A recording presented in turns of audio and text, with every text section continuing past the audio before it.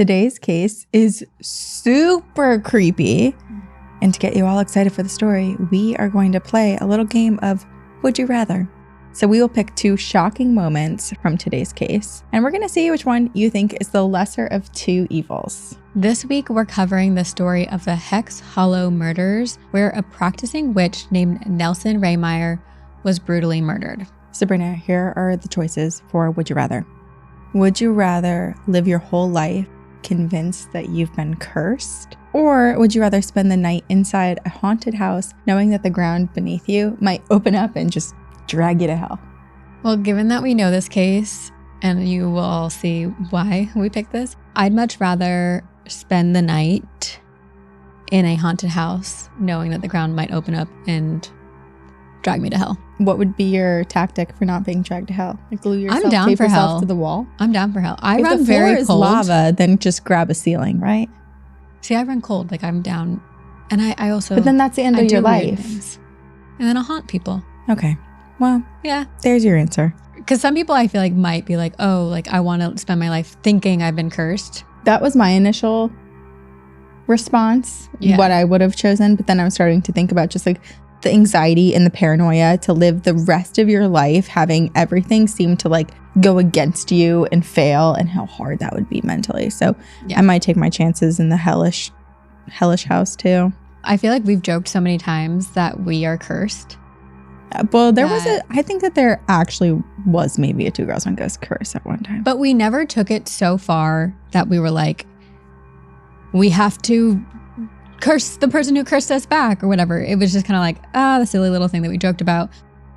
But unfortunately, we cannot say the same about one man named John Blymire, because he was certain that he and his family had been hexed by a local witch. So John Blymire recruited 2 friends who were willing to do whatever it took to end this hex for good.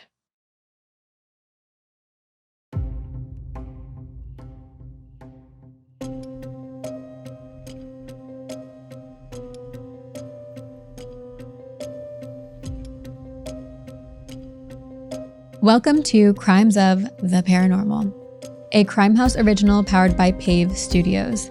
We're your hosts, Sabrina Deana-Roga and Corinne Vien. Every Tuesday, we're exploring a different corner of the true crime universe, examining cases that left a permanent impact on society. And this season, we're diving into cases where the evidence doesn't end at bloodstains and fingerprints, but it drifts into the unexplainable, into the unknown. Make sure to hit that subscribe button to join our community so you never miss an episode. Today, we're talking about the brutal murder of an innocent practicing witch named Nelson Rehmeyer. Over the years, this case has become famously known as the Hex Hollow murder and has even birthed a haunting urban legend. So let's get into it.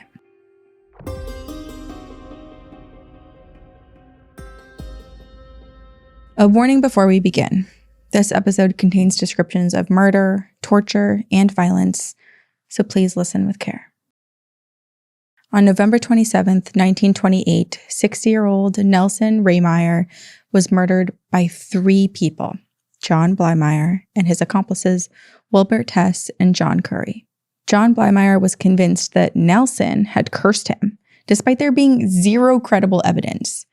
And this was a brutal attack, and Nelson Rehmeyer was the victim of a senseless, horrific crime by members of his own community. John Blymire's paranoia and his suspicion led him and his accomplices to do unspeakable things. And when you hear the term witchcraft, I feel like most people think of the Salem witch trials, or even, the more globally horrific witch trials from all over the world. But when you think of those, you also think they're so far in the past, like hundreds and hundreds of years ago, between the 15th and 17th centuries. Right, removed from us. Except it's not as far back in history as we'd like to think, because less than a century ago in York County, Pennsylvania, which is a small community, a local healer named Nelson Rehmeyer was murdered for his practices. We actually record this podcast in Salem. Yes, right where the witch trials happened. We're actually basically steps away from where the judge unfortunately lived during this time. So we are kind of on the ground that haunted land. Yeah.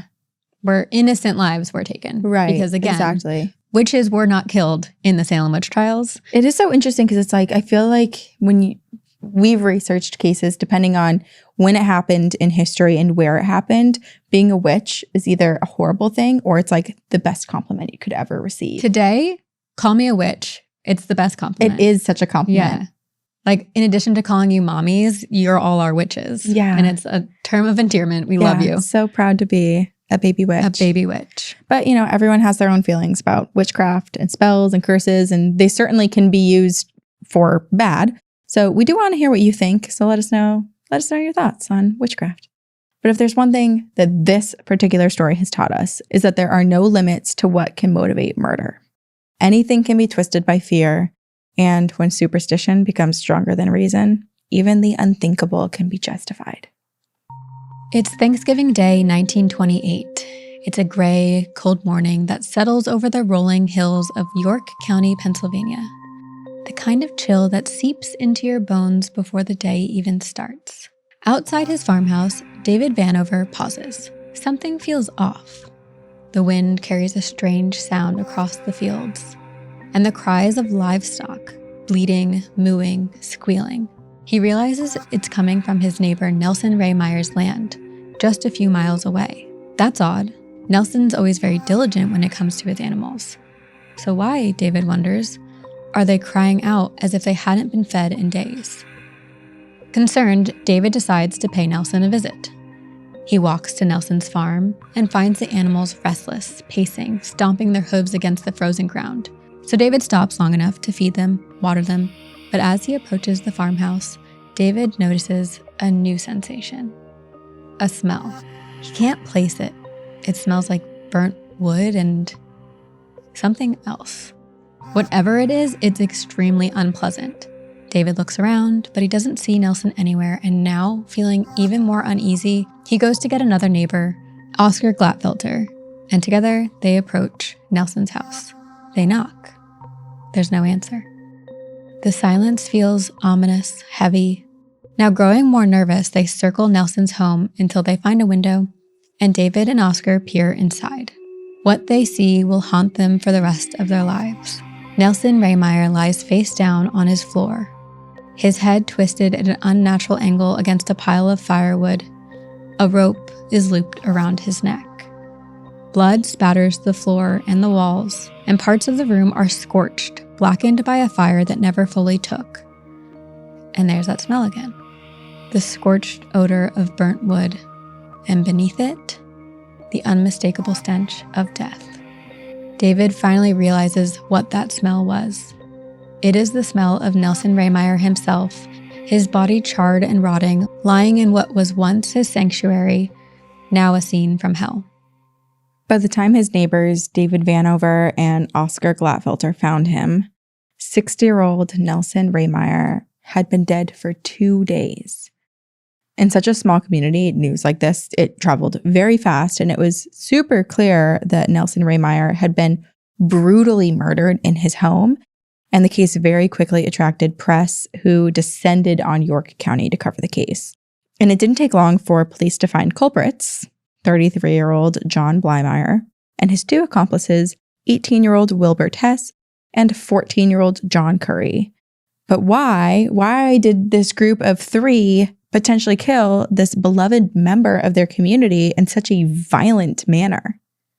So in order to understand this, of what happened and why, we're going to go back to before the murder took place.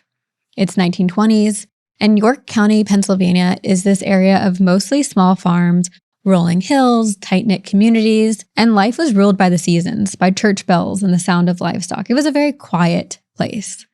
Many of the people living here were Christian and descendants of German immigrants who had come to Pennsylvania in the 1700s. And while many, many years had passed since they immigrated here, their traditions and practices remained prevalent and strong. And when something went wrong, when a child got sick, cattle stopped producing milk, they didn't always call a doctor. No, they'd call a powwower or a Braucherei practitioner called a Braucher. And to be clear, this term doesn't really have anything to do with the powwow doesn't have anything to do with Native American practices of holding powwows, which our cultural celebrations of dance and other traditions. But in this specific case, the definition of the term powwow is something totally different. But for the purpose of this episode, not to get too confused, we will refer to these practitioners as Hexenmeisters, practitioners of Braucherei. Braucherei was a centuries-old form of folk magic that actually worked in tandem with their Christian beliefs. Braucherei was a mixture of scripture, charms, rituals, and incantations used for healing, protection, and banishing evil. It was faith in action. We even have The Long Lost Friend, which is a book that a lot of Hexenmeisters, Braucherei practitioners used. A Hexenmeister could heal, protect, and bless, and anyone could be a practitioner as long as you were born with the gift. Believers often used special gifts that detailed rituals and prayers to tackle almost any problem. It's very similar to a shaman. Very. Yeah. Yes. They had basically phrases you could repeat to help prevent toothaches. They had forms of letters you could write to help aid your crops. They could help stop wounds from bleeding. And from the outside, and from an outside perspective, it could be seen as witchcraft. But to those who believed, it was very, very real. But with this, there was also a dark side. Hexenmeisters were called to protect. Protect from what, you may ask? Well, even in this book, The Long Lost Friend, there are rituals to protect against evil hex doctors. Because where there is good, there is evil. And in the wrong hands, a practitioner could curse. And this is what brings us to Nelson Rehmeyer, because Nelson, he was born and raised in York County, and in 1928, the 60-year-old was living a very modest, quiet life. He was alone on his farm, taking great care of his animals. And people in the community thought of him as really kind and really friendly, a man who kept to himself. But he was also a little bit unusual. He was a little bit eccentric. And there are a couple things here at play. So for one, he had a wife and kids. But his wife and kids had actually moved out of the home and moved like a mile down the road, and they were living separately. But they never got divorced. And they even stayed amicable, which They today... weren't separated, but it sounds so strange, but I actually grew up with a friend in middle school whose parents were divorced, but they all lived together in the same house, and it was a 4-story home, and the two... Great co-power. Yeah, it was like the bottom floor was the dad's, the top floor was the mom's, the two middle was like the group family space. Yeah. They'd vacation together, travel together. So like sometimes people... Today it makes sense. Realize, like we were supposed to be friends. And we can we're co-parent. friends. Yeah. Right. But back then in 1928, this is unusual and just a little bit odd. So the second thing is that Nelson kept quite a lot of socialist literature, which at the time and the social climate of the time, this was considered dangerous. But despite those oddities, Nelson was still a very beloved member of this community. And he was also known as a Hexenmeister, a practitioner of Braucherei. And he was the good kind, right? He wasn't dabbling in the dark, doing bad hexes and conjuring evil. He was known good. Yes, he was a healer, and he helped people in the community. But not everyone believed that Nelson was using his gift for good. Specifically, 32-year-old John Blymire. So John Blymire also grew up in York County, Pennsylvania, but he didn't have an easy upbringing. And he was plagued with illness, fatigue, stomach pains, low energy. And while his family didn't have a ton of money, they spent a lot of money bringing him to all types of doctors, both medical science doctors and Hexenmeisters, Braucherei doctors. They tried everything to cure poor John, but nothing seemed to work. John continued to suffer in pain. He couldn't sleep. He couldn't eat. He couldn't relax. One doctor suggested that John had a nervous disease, and I'm going to try really hard to say this correctly, hypochondriacal melancholia. But today, I think we would probably diagnose, us medical professionals here, would probably have diagnosed John with anxiety and depression. But mental health in 1928 wasn't where it is now. In 1928, one of the doctors admitted John Blymire to a psychiatric hospital, and it was there that he was given electric treatments, and he was determined to be suffering from delusions. And John hated this facility. I'm sure most people, if not everyone in Right, this back facility then? hated it. Yeah. Yeah, they were really not good places. But from what we know of them in the 1920s, there was reason for John to hate it so much and reason for him to do what he did. He knew that these shock treatments were not helping him and that these medical professionals were maybe harming him more than helping. And so he decided that he needed to get out. He wanted to return to the healers, to the hex doctors. And so what did John do, Sabrina? He ran away. Yes, And he did. ran away to his wife. And details here are kind of vague, but this is where, as you probably know already from the beginning of this episode, John Blymire is sus. He apparently tried to kill his wife. And he was arrested. Yeah, so it kind of made sense for him to be sent away. Yes. He was released after 4 months and he was finally able to seek out those healers. So he went healer after healer asking for help, trying to figure out what was plaguing him, why he was in so much pain, but there were little to no answers. John continued to suffer, and on top of the physical pain, John couldn't seem to hold down a job either. And then tragically in 1928, 2 of his 3 children died. And after an especially intense fight, his wife left him. A reminder, he tried to kill her. And after so much pain and so much heartbreak, John was like, I need answers. And so he sought out more healers. And soon, the answer became clear. John must have been cursed. In his mind, if he's cursed, a supernatural problem requires a supernatural solution. So he sought out the help of a few local hex doctors or hexenmeisters, hoping that one of them could help free him from his hex.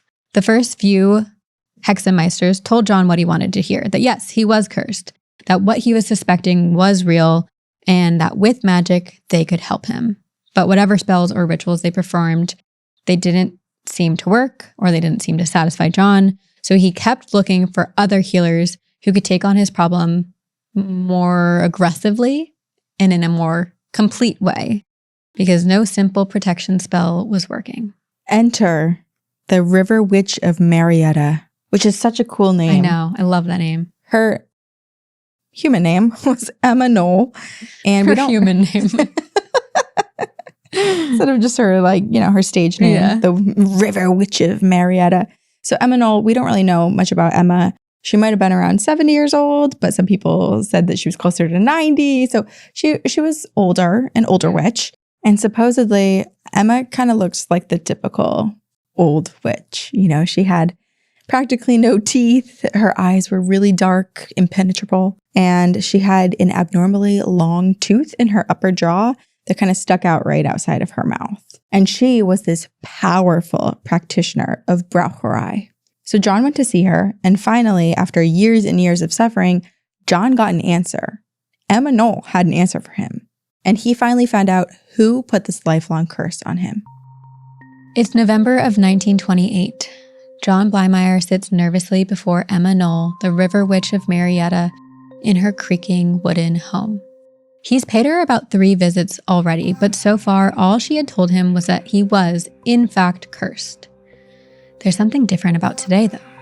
John can tell that Emma has something on her mind. The energy has shifted. Maybe the witch has a new spell to try. Maybe this time John can get closer to freeing himself from this terrible hex. Silently, Emma gestures for John to hold out his hand. He complies, and the witch smooths out a single $1 bill across his palm. Emma stares down at the dollar bill, mumbling some incantation that John can't quite hear. She appears to be in a trance, like she's in another world entirely. Suddenly, Emma jerks her head up to face John.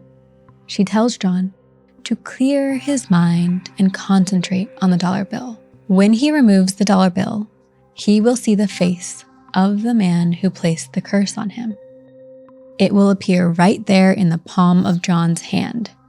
John wipes his thoughts completely, so the only thing on his mind is the money in his hand. After a few moments, he rips the bill away and stares down. He cannot believe what he sees, because there, in the center of his palm, he swears he sees the face of a man.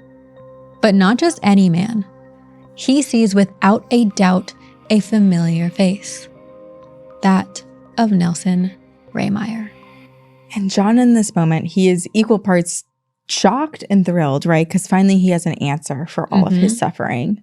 Nelson had lived in York County too, but he was a Braucherei practitioner and a recluse and widely known as kind of this eccentric, strange person. And someone John's parents actually took him to as a child. So he did have prior contact with this guy. Right. After all this time, all these years of torment, finally, he found who he was looking for. But could this man be the reason for all of his life's miseries? He told Emma what he saw in his hand, and she insisted that this must be the witch responsible for the curse.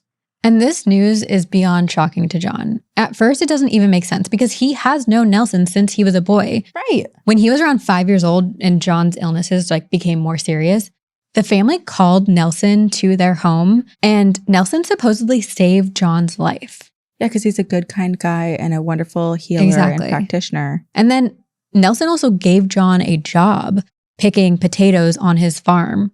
So he's known Nelson for 20 years, which at this point is now 2/3 of his life. He's 32. Yeah. But if everything Emma is saying is true, Nelson is purposefully making John suffer. Which this is kind of hard because it's Emma's saying, yes, it's him. But she didn't conjure up his image. Right. This is John saying that this is who's responsible. Right. And John is not about to question the ancient practices of his people.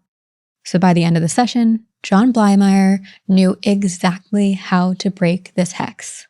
All he had to do was secure a lock of Nelson's hair and bury it in the ground 6 to 8 feet deep.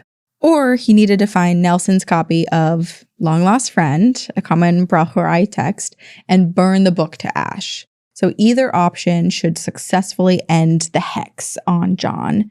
So easy enough, right? Harmless enough. But as you already know from the beginning of this episode, wrong. So John Blymire leaves his appointment with Emma Knoll. He's feeling optimistic for the first time in a very long time. He's this close to being healed. The hex would be over soon. And serendipitously, to John, he meets a man named Milton Hess.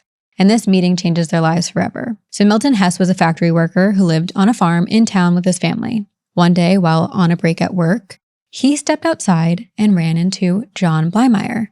The two of them work at the factory. They now get to talking. And Milton confides in John. He tells John that he and his family are having tons of problems on their farm lately. Animals are going missing. The harvests are failing. One of Milton's sons, Wilbert, had been so sick for his entire life. But that's not even the end of it. No. Milton Hess went on to explain that his sister-in-law owned the farm next door, and the two of them had been having land disputes that were so volatile that he actually wouldn't be surprised if his sister had paid a witch to put a hex on him.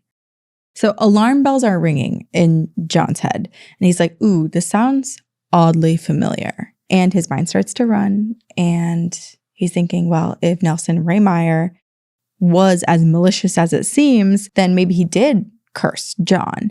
And what's to say that Nelson hadn't put multiple curses on multiple people? And it seals that belief when he learns the next fact, that the Hess farm was less than 10 miles away from Nelson Rehmeyer's farm. So now John is convinced that Nelson Rehmeyer has hexed not only him, but also the Hess family as well. But great thing he knows how to remove the hex, right? Mm-hmm. So John forms a plan. All he needed to do was to get Milton Hess on board to help him. Right.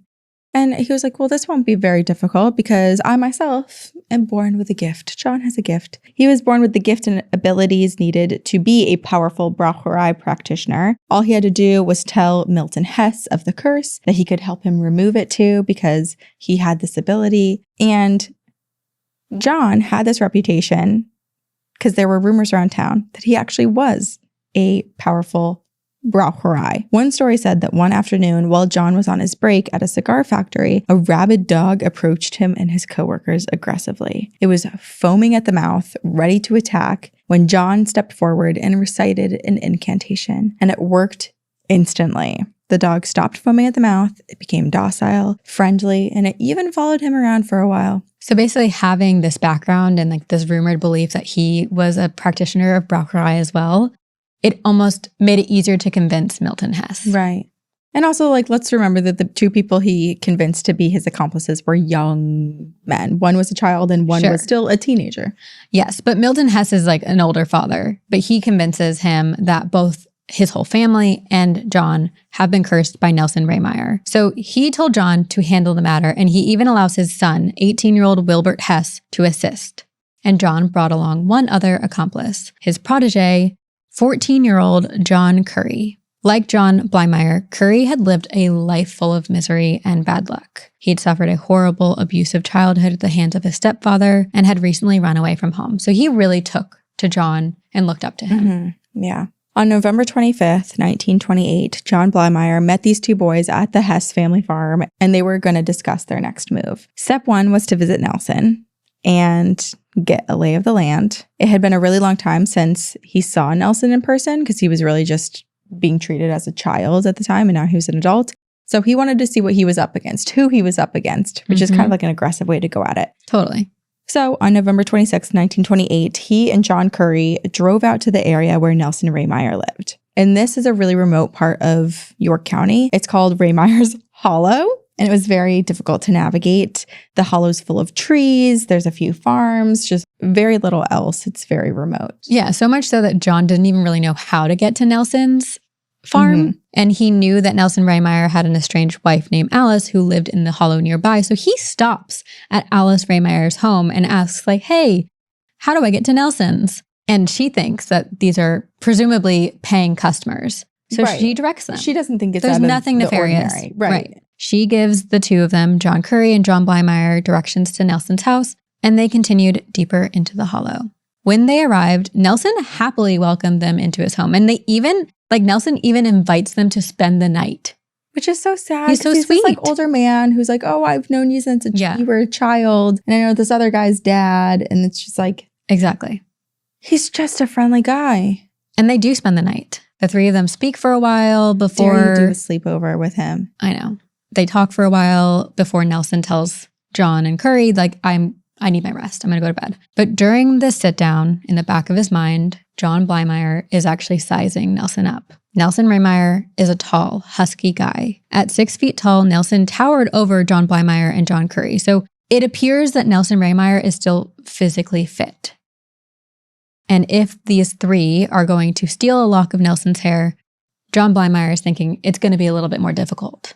Which is so frustrating because I wish they just asked him for a lock of hair and said, like, oh, I think you cursed me. And then it's like, no, I didn't. And it's like, well, if you didn't, then prove it. Give me a lock of your hair. There's so much about this that I wish went differently. But so Nelson Rehmeyer goes to bed, and John Curry and John Blymire search around the house for Nelson's copy of Long Lost Friend, but they don't find anything. I was just going through in my mind of like where he probably kept it. And I was like, is he sleeping with it Probably underneath his pillow? Mm-hmm. But then I was like, well, he's been practicing it for so long. What if he doesn't need it? It's just all right in his head. His mind. The next morning, John Blymire and John Curry went home and they relayed all of this information to Wilbert Hess. So they decided to pay Nelson another visit that night. So now, on November 27th, 1928, the trio drove back to Nelson's house. And keep in mind, John Blymire has told Curry and Hess that all they have to do is procure a lock of Nelson's hair. That is the task at hand for these three men. But at the time, John Blymire clearly had some other things in mind because he brought with him 25 feet of rope to bind Nelson with.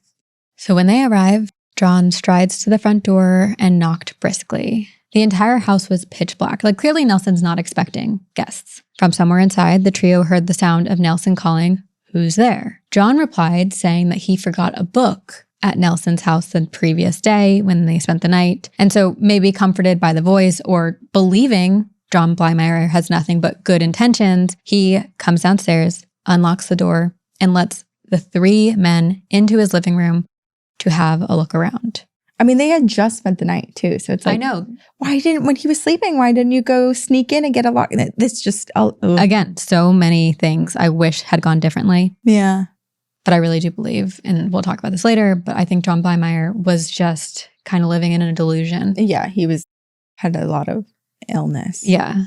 Nelson turns his back to his three visitors, which, I mean, not that anything would have saved him, but perhaps he was trying to make them a warm cup of tea. And taking this moment, John Blymire rushes Nelson. He throws his arms around him and shouts for the other two boys to come help. And so Curry and Wilbert are thrown off guard because, again, they thought they were coming here just for a lock of hair, but now all of a sudden John Blymire... hug the guy and sniff it from the back. Right. Like, just so many ways to make this like an easy thing. But now John Blymire is getting aggressive and violent, but they do as they're told and they wrestle Nelson to the ground. John starts barking orders, telling the boys to tie Nelson's legs with the rope they brought, but before they can, Nelson escapes.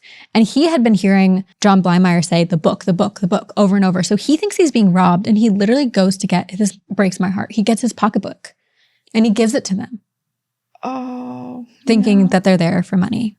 But it's too late. John is growing more and more furious by the minute. He orders Curry and Hess to get Nelson by any means necessary. Curry, while trying to tie him up, gives Nelson a few kicks, and Hess joins in too. Then, noticing a pile of firewood, John grabs a log and smashes it against Nelson's head again and again. And this is where it's like so clear that it's like overkill, because he then grabs a wooden chair and slams it on top of Nelson's head, sending wood chips flying across the room.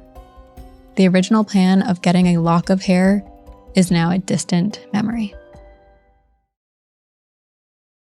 Nelson tried to fight off his attackers, but he was growing weaker by the second. He was outnumbered. He was being viciously attacked and hit in the head. And Curry and Hess were finally able to fully restrain Nelson. But once that was done, John still wasn't satisfied. He felt this fury rising in his chest. So he grabbed the remaining piece of rope, tied it into a noose, and placed it around Nelson's neck. And then he told John Curry to choke Nelson, which is exactly what the 14-year-old did. In a matter of minutes, Nelson Rehmeyer was dead, and what began as a potentially peaceful visit had turned into a murderous rampage. Nelson Rehmeyer's body lies limp and bloody on his living room floor. What was once a place of refuge is now his deathbed.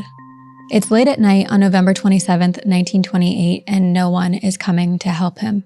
Standing above Nelson's body, 32-year-old John Blymire doesn't feel terror at what he, Wilbert Hess, and John Curry had just done. He feels relief. Sure, their original plan hadn't been so violent: get a lock of hair, bury it outside, or take Nelson's copy of The Long-Lost Friend and burn it to free them from the hex. But now Nelson lies before them, lifeless. The witch is dead, meaning now surely they'll be free.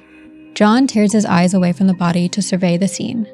There's blood everywhere, on the walls, the floor, and on his own clothes. That will have to be dealt with. But behind him, Wilbert Hess can barely stand still. His hands tremble, his voice cracks, and he begs for them to leave. This wasn't supposed to happen. He thought they were going to retrieve a lock of hair, break a hex. But now, he's an accomplice to murder. John doesn't move. His eyes have gone distant, flat. They must get rid of the evidence first. John wipes the surfaces, burns his own jacket, and then decides we must burn it all, starting with Nelson. Together, the three men cover Nelson's body with a flammable straw mattress and douse it in lamp oil. Then, Curry, just 14 years old, strikes a match. He passes it to Blymire, who takes it, drops the flame, and sets the crime scene ablaze. The fire catches, dancing up the walls of the farmhouse. And the three men step outside into the cold November night air. They watch the fire grow, planning to watch the house, the witch, the evidence, and the curse go up in flames. But the flames sputter. And that's when they feel it. Someone is with them in the darkness. Something is watching them. They turn to look. And there, standing in the road, is a shadow, staring at them. Terrified of what they're seeing, the three murderers flee into the woods, stumbling over roots and frozen ground, but they do not stop until they reach the Hess farm some 7 miles away.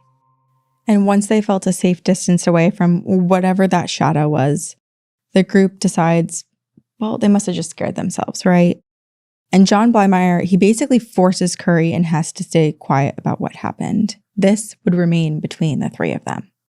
No family, no friends, no one could ever know what happened. The two boys swore, yes, John, we will keep our mouths shut.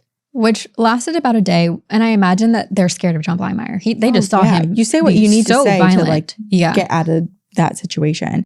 You're in like the deep woods in this deep hollow with this terrifying man. Yes, unpredictable, terrifying man. So it was as if this old curse had been replaced with a new one, and this new one was the form of guilt for what they had done, specifically for the two boys, the accomplices. Yeah.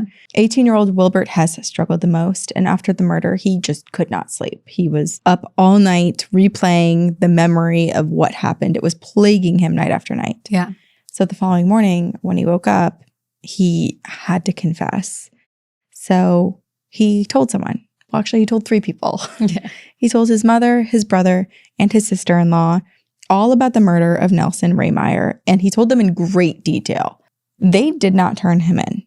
If anything, they tried to comfort Wilbert, saying that it sounded like things got out of hand.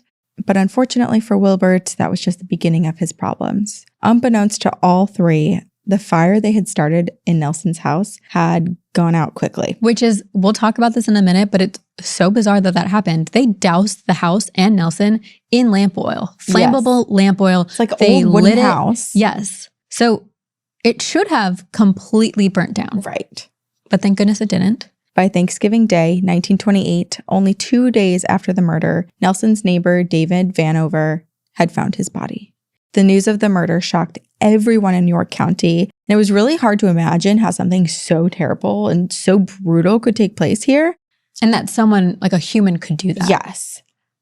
And they were like, well, who could this be? One person had a pretty strong hunch. Nelson's wife, Alice Rehmeyer. Because she did not forget that visit from John Blymire and John Curry the night before Nelson's murder. So Alice told the police about it. The cops followed up on this tip, quickly tracked down both John Blymire and John Curry. They asked about the visit, and then they learned about Wilbert Hess's involvement. And by December 1st, 4 days after the murder, local newspapers published confessions from all 3 of them. Mm-hmm. And the motive is what turned this case into this international spectacle. So this was not some like love triangle gone awry or robbery gone wrong. Nelson Rehmeyer was murdered because of his beliefs, because he was a witch, and reporters descended upon York County to talk to anyone who could give them any sort of strong opinion about witchcraft. Because it's 1928. It is centuries after the Salem witch trials and witch trials in general. So now all of a sudden there's this new murder that... Of a community of witches, a witch on witch crime. A witch murder, yeah. Alice Rehmeyer spoke very tearfully to the press, telling them that she didn't believe in Braucherei and that Nelson's fixation is actually one of the reasons that their marriage fell apart. Mm. But the tragedy of Alice's story wasn't the kind that headlines of the newspapers wanted. They were far more interested in the bizarre nature of this crime. Yeah. To many publications outside of the region, it felt outrageous that someone could just be killed because they practiced witchcraft. And people also didn't really realize like witches still existed. Right. Granted, they didn't call themselves witches, but stereotypically, yes, he fell under the category of a witch. Yeah. Right. And also it's like, that was so long ago that you just kill someone because they're a witch. Right. It seemed weird. Headlines talked about the quote-unquote simple people of York County, a place where spells and curses still posed as a real threat. But the truth was that witchcraft did feel very real to many of the people in the area and to the 3 defendants and their families. Yeah. Wilbert's own mother told the press that after Nelson Rehmeyer was killed, all of the troubles that their family had been dealing with virtually disappeared. The cows were producing milk again, the chickens were laying eggs again, like everything was back to normal. Even the family seemed healthier and happier, and nobody had gotten seriously ill since that night back in November when Nelson was murdered. She believed that Wilbert Curry and John Blymire had actually done the necessary thing to free themselves from dark magic, which of course the jury would have the final say about that. And also, we know the solution was so simple. Get the lock of hair. But they took it to this extreme. On January 7th, 1929, the trials began in earnest. So John Blymire, John Curry, and Wilbert Hess were all tried separately for their involvement in this crime. The defense had different strategies for each of the defendants. Wilbert and John Curry were painted as superstitious children who were swayed by John Blymire into committing this crime, and they thought that they were just helping their families. Which is true. Right. They are children. That quite literally. They're yeah, young. That is the truth. And they thought they were going for one thing and it turned into something horrific. Right. And like, imagine your panic as like something's happening and then there's this guy that you're told is really scary and ruining your family. And then there's this other scary man telling you like, get on him, do this. You're just panicked. You're doing it. Yeah. For John Blymire, they presented the case of basically him being this insane, troubled person whose delusions of witches and curses drove him to commit a terrible act. Which I do believe is true. They also tried to keep the witchcraft out of the trial, thinking it would bring negative press. But at this point, it was too late. Like, the news cycle was running with this story already. So it was hard to keep out. Yeah.